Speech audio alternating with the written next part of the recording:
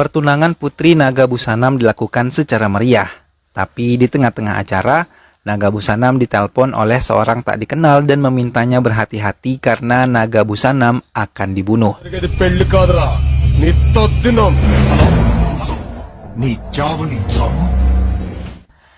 Dengan cepat Naga Busanam pergi menuju rumahnya dilindungi oleh beberapa mobil polisi. Namun di daerah perkebunan teh, mobil-mobil polisi tersebut diserang dua orang tak dikenal.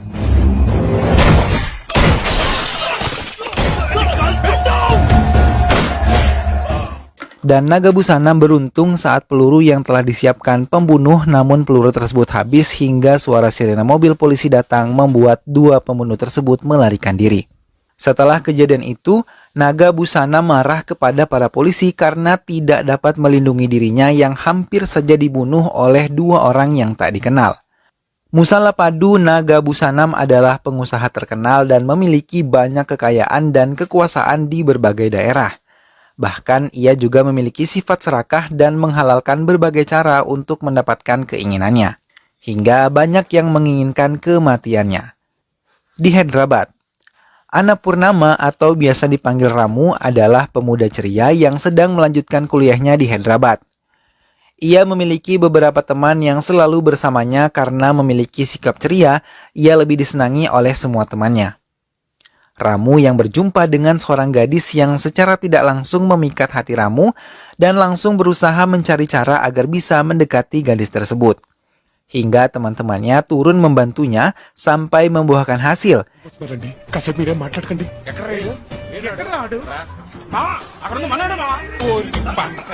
Ia bisa mendekati gadis tersebut walaupun belum mengetahui namanya. Ia bahkan memecahkan kaca dan meninggalkan nomor telepon serta berharap bisa dihubungi oleh gadis tersebut. Gadis itu memang menghubunginya, tapi gadis tersebut tidak mau menemuinya. Karena semakin lama Ramu mendekatinya, semakin gadis tersebut menjauhinya. Naga Busanam mengumpulkan semua anak buahnya untuk membicarakan rencana memperketat penjagaan yang akan digunakan untuk acara pernikahan anaknya. Karena kali ini ia tidak mau pembunuh yang mengincarnya datang kembali mengacaukan semua acaranya. Semua undangan diberikan kartu yang terdapat chip hingga para undangan dapat dicek oleh anak buah Naga Busanam yang sedang menjaga. Saat pembicaraan berlangsung, putrinya menelpon dan gadis yang didekati Ramu adalah putri dari Naga Busanam yang memerintahkan anak buahnya agar mematahkan kaki atau tangan laki-laki yang mengganggu anak gadisnya semasa di kampus. Akhirnya anak gadis Naga Busanam membawa anak buah ayahnya dan mendatangi Ramu karena selama ini ia yang selalu mendekati dirinya. Ramu memasrahkan diri saat ia dipukuli karena ia memang suka mengganggu gadis tersebut. Tapi saat mereka ingin mematahkan tangan Ramu, ia segera melawannya karena Ramu merasa ia benar-benar mau mendekati gadis tersebut dan menjalin pertemanan.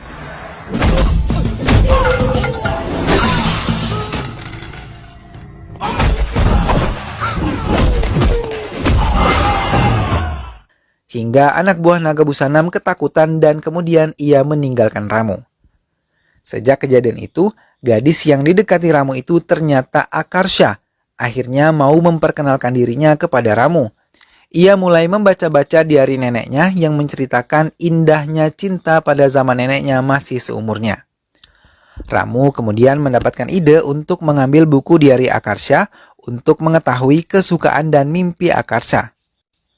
Maka ia meminta tolong Ranjit temannya menyelinap ke rumah Akarsha. Ranjit kemudian melakukan tugasnya dengan baik tanpa kesulitan. Dia segera membawa buku diari tersebut kepada Ramu hingga keesokan harinya Ramu mengendarai kuda di tengah jalan raya. Akarsha yang berada di dalam mobil bersama neneknya merasa heran. Tapi nenek Akarsha berdecak kagum melihat Ramu menunggangi kuda seperti pangeran-pangeran impiannya. Nenek Akarsha meminta Akarsha untuk membawa Ramu ke rumahnya. Ramu yang telah membicarakan Akarsha terkejut ketika melihat Akarsha hadir di sekitar mereka. Hingga mereka tidak menyadari bahwa Akarsha telah mendengar semuanya jika mereka yang mencuri buku diari neneknya.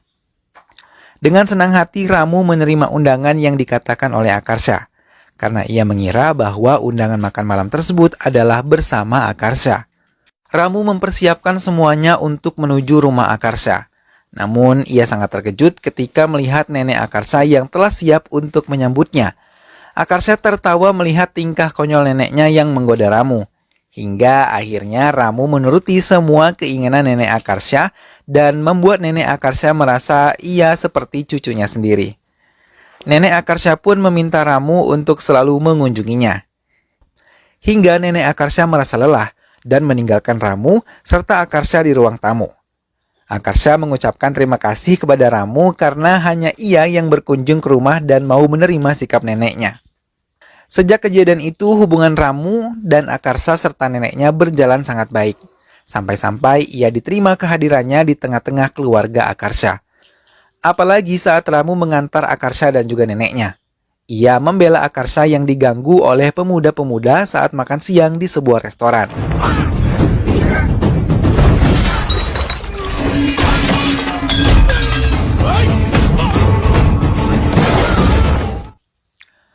Hari resepsi pernikahan Putri Nagabusanam digelar. Semua undangan yang hadir wajib membawa kartu sebagai tanda masuk. Kecuali Ramu yang menjadi tamu spesial bagi Akarsha dan juga neneknya. Ramu diperkenalkan oleh Akarsha kepada ayahnya yang langsung mengucapkan terima kasih karena sudah menyelamatkan anak dan juga ibunya. Saat acara sudah berlangsung, Nagabusanam dihubungi oleh orang yang tidak dikenal. Orang tersebut mengancam akan membunuhnya. Ramu mendengar semuanya dan mencoba menawarkan jasa untuk membantunya. Mau tidak mau, Nagabusanam menceritakan semuanya dan meminta bantuan kepada Ramu. Nagabusanam memanggil semua anak buahnya dan merencanakan untuk menyerang orang yang menerornya. Tak lama kemudian, telepon Nagabusanam kembali berdering.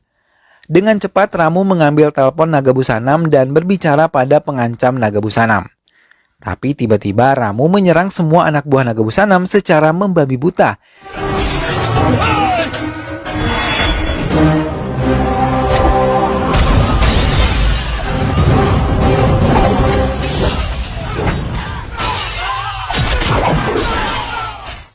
Bahkan ia pun membunuh Nagabusanam dan mendatangkan dua penelpon yang ternyata adalah temannya sendiri. Ia kemudian membakar rumah Nagabusanam. Polisi segera memeriksa tentang kematian Nagabusanam bersama anak buahnya. Mereka memperhatikan satu persatu foto yang didapatkan di tempat kejadian. Namun Ramu saat ditemui oleh Akarsha berpura-pura dan memohon maaf karena tidak bisa menyelamatkan ayahnya. 3 bulan kemudian, Ramu mulai menghindari Akarsha hingga nenek Akarsha menelponnya dan memintanya menemui Akarsha yang hari itu berulang tahun. Ia sangat berharap Ramu akan datang. Karena nenek Akarsha yang memohon, Ramu melangkahkan kaki menuju tempat ulang tahun Akarsha dan memberinya sebuah kado, lalu mengucapkan selamat ulang tahun kepada Akarsha. Avinash, seorang polisi yang menyelidiki kematian Nagabusanam, meminta Akarsha menemui Ramu.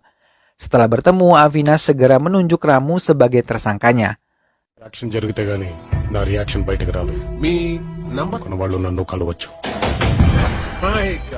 Namun Ramu mampu mengelak karena Avinash tidak memiliki bukti. Kali ini Avinash menginterogasi seorang polisi yang saat itu selamat dalam penyerangan di kebun teh dan melindungi Nagabusanam. Ia meminta membuat sketsa pelaku hingga kemudian memudahkan mereka untuk menangkap pelaku tersebut. Kecurigaan semakin memuncak kepada Ramu saat melihat sketsa gambar pelaku di kebun teh.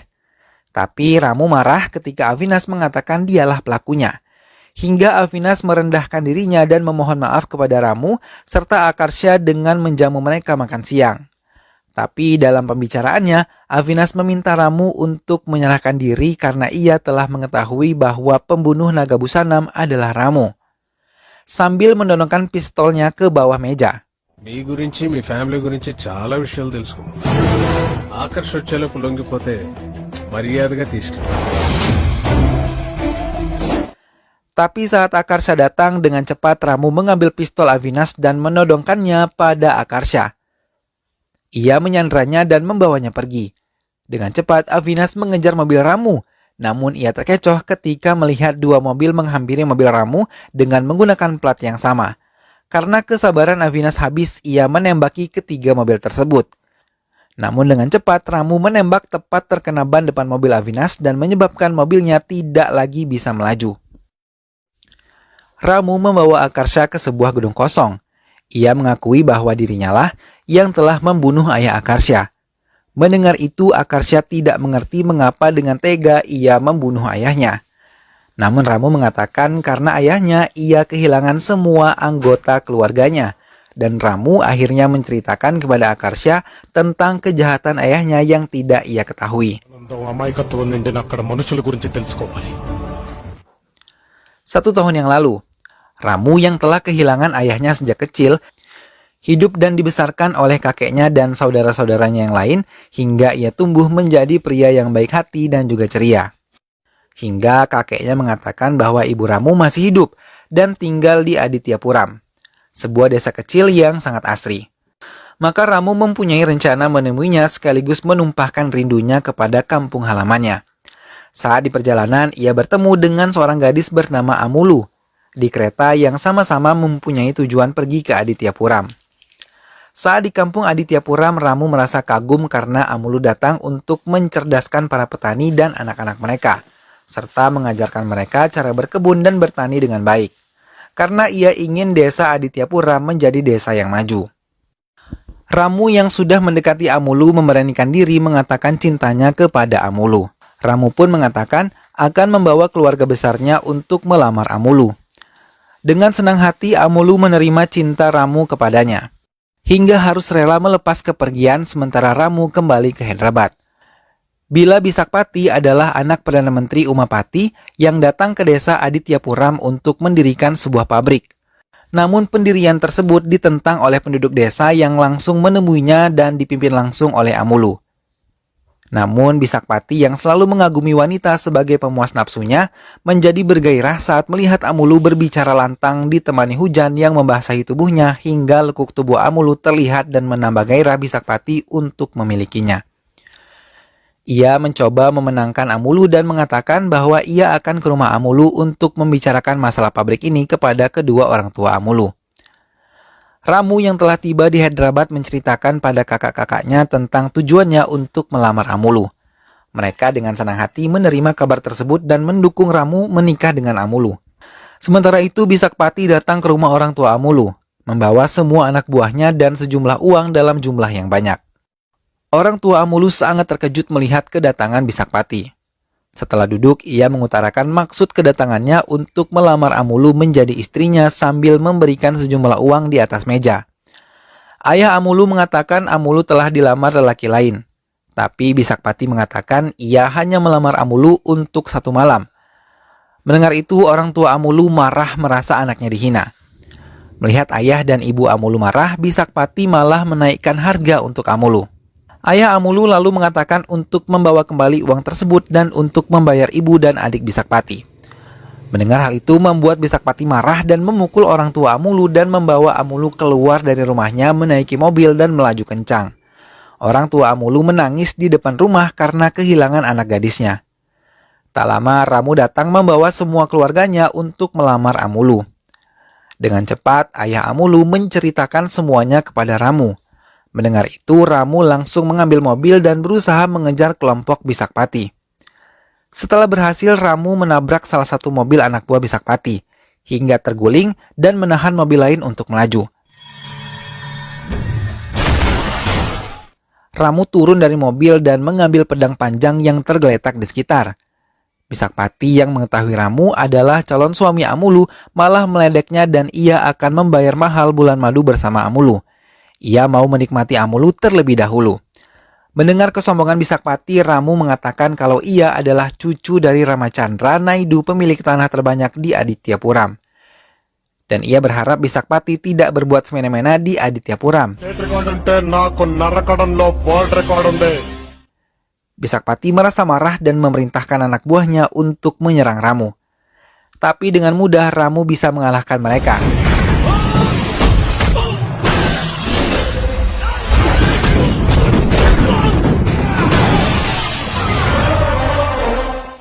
Dan Bisakpati dengan satu tendangan ia terjatuh, tersungkur dan tak mampu lagi melawan Ramu.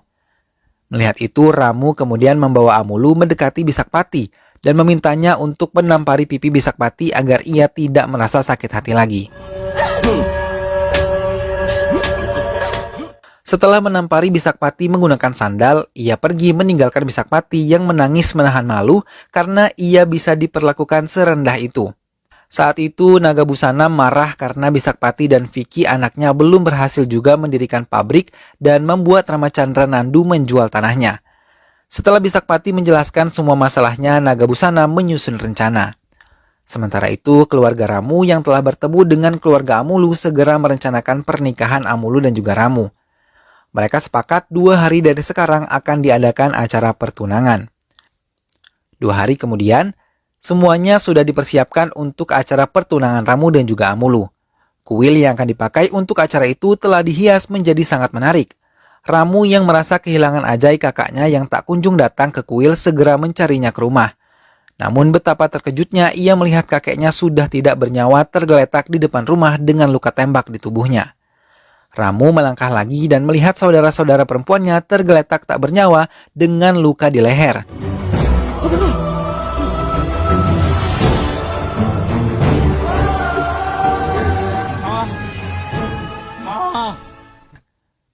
Saat Ramu terduduk, ia melihat Ajay kakaknya memanggil-manggil dirinya. Dengan cepat, Ramu kemudian mendekatinya. Di sela-sela kesakitannya, Ajay menceritakan kalau Naga Busanam yang melakukan semua ini terhadap keluarganya.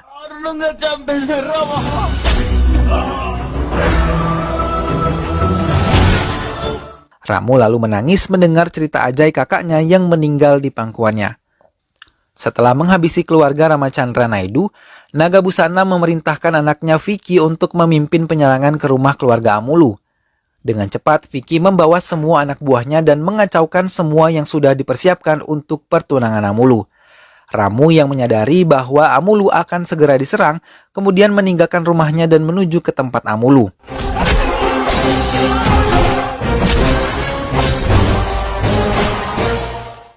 Amulu yang terus dikejar oleh Vicky dan anak buahnya menjerit-jerit memanggil Ramu yang juga sedang menghadapi anak buah Vicky yang lain. Hingga Amulu berada di balkon kuil menjerit memanggil Ramu, tapi seketika Vicky langsung mendekati Amulu dan tanpa ragu ia menusukkan pedang ke arah Amulu hingga berkali-kali. Ramu berlari mendekati tempat Amulu berada, namun lagi-lagi dengan kejam Vicky malah menendang Amulu hingga Amulu terjun jatuh.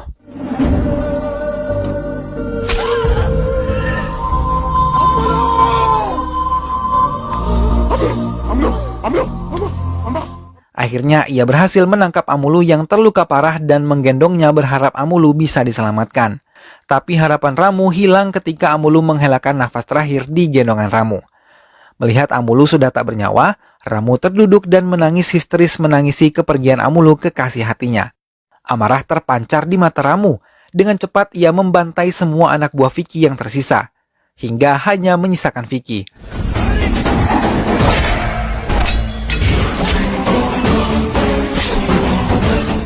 Ramu tanpa ragu mengambil kapak dan melemparkannya tepat ke kaki Vicky hingga terlepas. Tak sampai di situ, Ramu menghantamkan kapak itu berkali-kali ke tubuh Vicky hingga dendamnya terlampiaskan kepada Vicky.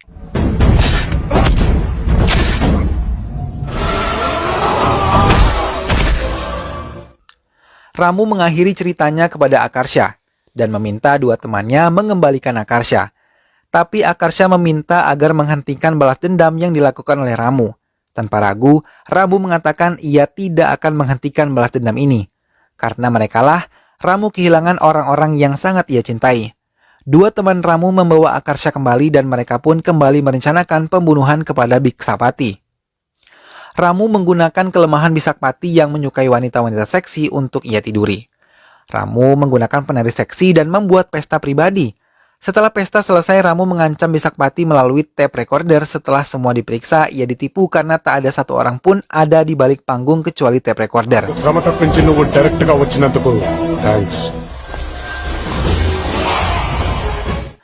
Tak lama, Ramu menelpon Bisakpati dan mengatakan bahwa ayahnya telah ia culik, dan bila Bisakpati menginginkan ayahnya, ia harus datang sendiri ke desa Adityapuram.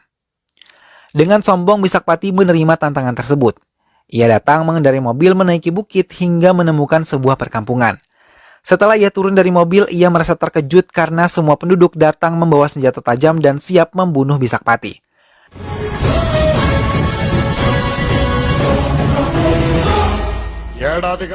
Dengan sombongnya, Bisakpati menyerang Ramu, tapi usahanya sia-sia karena Ramu lebih kuat dibandingkan dengannya.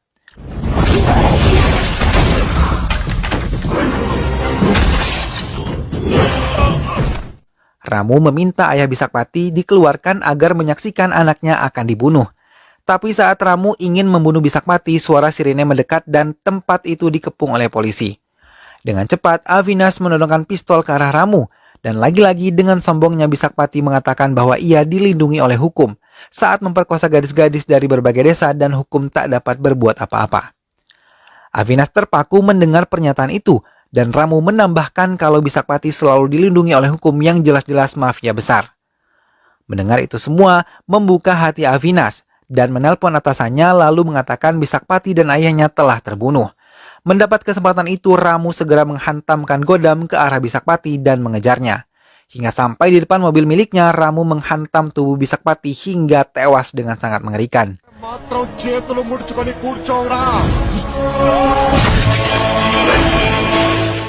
Ayah Bisakpati mendapat serangan jantung seketika melihat ayahnya tewas dengan cara yang mengerikan. Ia pun akhirnya tewas menyusul kematian anaknya tersebut. Film pun selesai. Nah sahabat, itulah tadi alur cerita film Ramaya Vastavaya. Dendam yang selama ini tersimpan akhirnya mampu dibalaskan oleh Ramu. Ia pun berhasil membunuh seluruh pelaku yang telah menghabisi keluarga besarnya. Mudah-mudahan sahabat semua terhibur setelah menyimak alur cerita film ini.